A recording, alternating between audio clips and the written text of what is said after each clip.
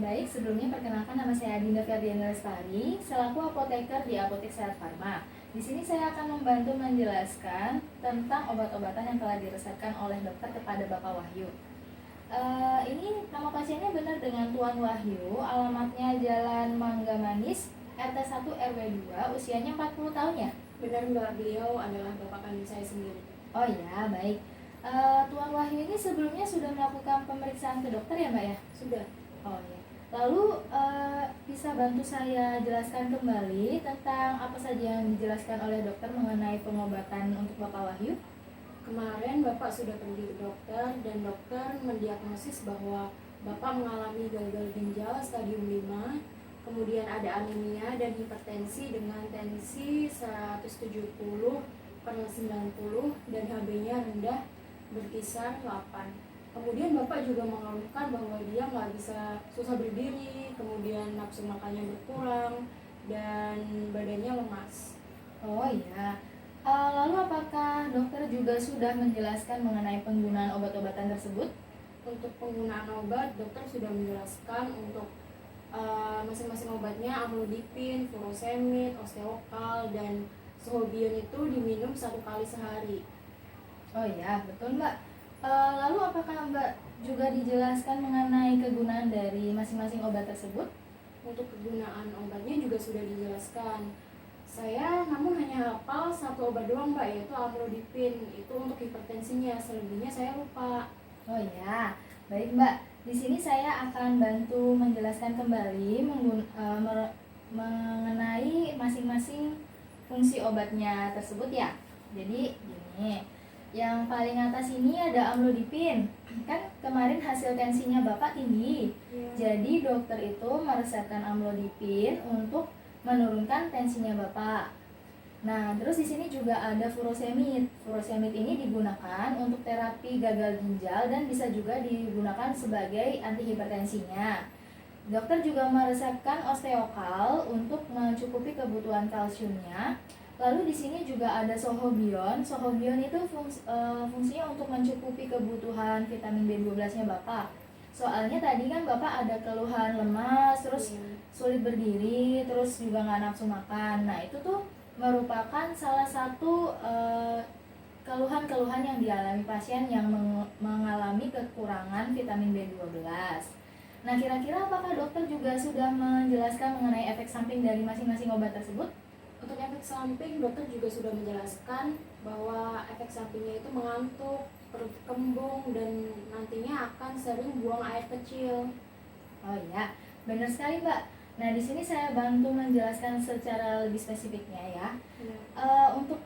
Untuk amlodipinnya sendiri ini memang dia memiliki efek samping yaitu mengantuk. Sebelumnya Bapak ini sudah berhenti bekerja atau masih bekerja atau masih melakukan aktivitas di pagi hari? Untuk sekarang Bapak sudah berhenti bekerja semenjak didiagnosis penyakit ini Mbak. Oh iya. Kalau begitu amlodipinnya ini bisa diminum pagi hari. Soalnya kan tensi itu biasanya lebih tinggi di pagi hari daripada di malam hari. Jadi amlodipinnya lebih baik diminum di pagi hari. Tapi ya itu tadi efek sampingnya mengantuk. Tapi kalau Bapak nggak ada pekerjaan yang sekiranya dapat mengganggu, itu ya nggak apa-apa, bisa diminum di pagi hari. Kemudian di sini ada furosemid. Furosemidnya ini efek sampingnya itu menimbulkan rasa ingin sering buang air kecil. Jadi disarankan tidak diminum pada saat mau tidur karena nanti akan mengganggu mengganggu Bapak gitu. Jadi akan bolak-balik buang air kecil terus kayak gitu. Kalau bisa diminum pagi hari aja. Untuk amlodipinnya diminumnya lebih baiknya sih setelah makan. Kalau furosemidnya sendiri itu sebelum makan. Terus untuk obat selanjutnya osteokal ini, osteokalnya kan digunakan untuk mencukupi kalsiumnya ya, tapi dia mempunyai efek samping yaitu kembung.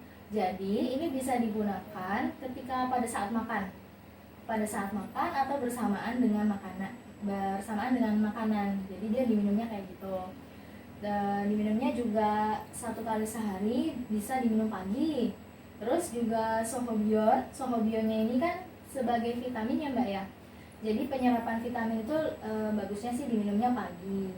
Ya ini juga untuk mempermudah Bapak supaya lebih mudah untuk mengingat waktu minum obatnya. Jadi kan rata-rata semua obatnya diminumnya pagi ya Mbak ya. Oh iya Mbak.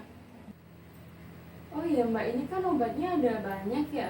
Apakah obat-obat ini tidak malah memperburuk keadaan Bapak saya? Karena yang saya ketahui, obat-obatan juga dapat menyebabkan gagal ginjal jika diminum sering-sering. Oh ya, baik Mbak tidak perlu khawatir mengenai itu, karena selama obat-obatan yang diberikan sesuai dengan aturan dokter, juga pengawasan apoteker, insya Allah obat untuk Bapak Wahyu ini aman-aman saja. Karena pada pasien gagal ginjal stadium 5 memang perlu pengawasan dokter, tidak bisa sembarangan mengenai takaran atau penggunaan obatnya, harus benar-benar dipantau oleh dokter. Jadi disarankan untuk Mbak tidak memberikan pengobatan atau menggunakan obat-obat lain selain yang dianjurkan oleh dokter, karena takutnya memperparah kondisi Bapak Wahyu tersebut. Tentunya dokter yang menangani penyakit Bapak Wahyu ini pasti lebih mengetahui mengenai ginjal Bapak Wahyu. Oh begitu ya Mbak, jadi lebih baik konsumsi obat yang telah diresepkan dan tidak sembarangan untuk mengkonsumsi obat. Iya, lebih baiknya seperti itu. Juga baiknya dikonsumsi secara rutin. Kalau begitu, apakah ada yang ingin ditanyakan lagi? Tidak Mbak, sudah cukup jelas. Sudah cukup jelas ya apa yang saya sudah sampaikan. Kalau sudah cukup jelas, boleh saya minta Mbak untuk mengulangi apa yang sudah saya jelaskan tadi? Baik Mbak, untuk pengobatan Bapak, dokter telah meresepkan amlodipin, furosemid, osteokal, dan sobion masing-masing diminum 1 kali sehari sebaiknya di pagi hari.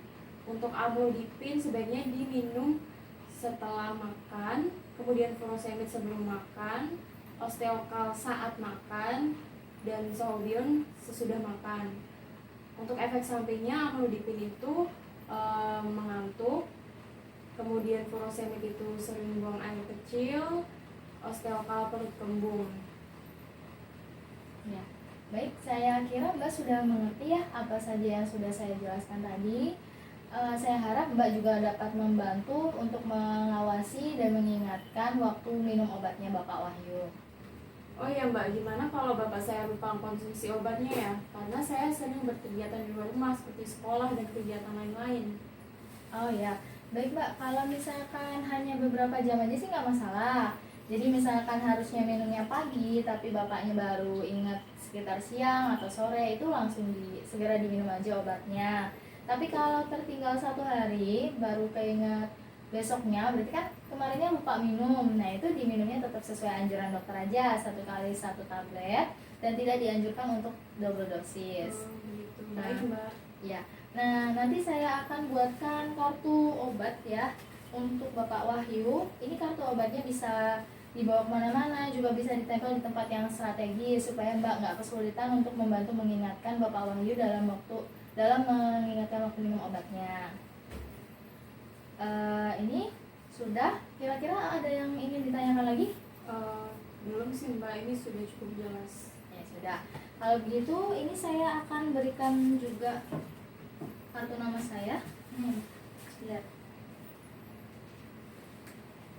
Ini kartu nama saya, Mbak bisa hubungi saya di situ. Kalau misalkan ada yang ingin ditanyakan lagi, juga ada yang kurang jelas, Mbak bisa hubungi saya kapanpun. Nanti saya akan membantu menjelaskan kembali.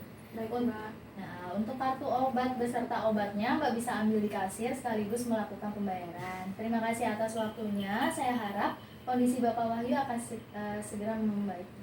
Baik Mbak, terima kasih atas informasinya. Ini sangat membantu untuk pengobatan Bapak saya. Ya, terima kasih Mbak. Terima kasih. Ya.